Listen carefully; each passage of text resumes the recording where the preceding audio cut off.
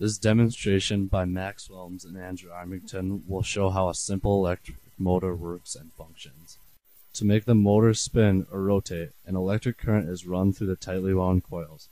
This creates a magnetic field inside the coils, which then attracts and repels the other coils in the rotor.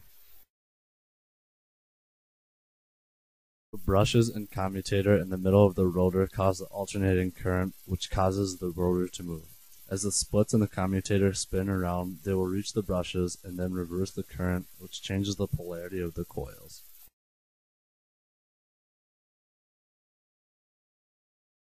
As the current runs through the coils, the rotor begins to spin because of the reversing of the electrical current, which causes the polarity in the coils to change, which causes the rotor to spin due to repulsion and attraction.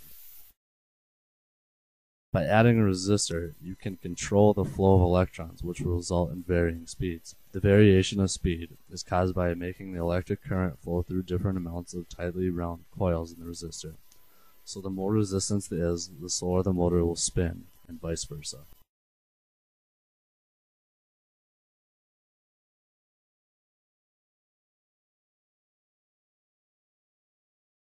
This position of the rotor demonstrates that the coils will not move when started in this position because they are attracted to each other due to the magnetic field in the coils, and therefore will not move from this position. As soon as the coils are moved, the motor will work.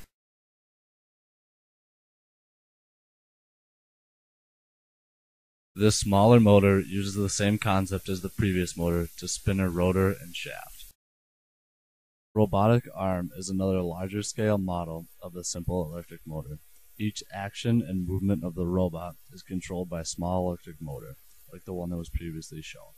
These motors then spin a rotor and shaft that will cause the robot to engage in such motions as spinning around, moving the elbow up and down, or grabbing and spinning the claw. These actions can be utilized to perform tasks like picking up and moving blocks.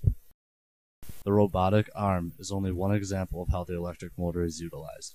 Such industries like automotive manufacturers rely on the same basic concept as the robotic arm and the motors that make it work, to build the parts of a car and then eventually put it together.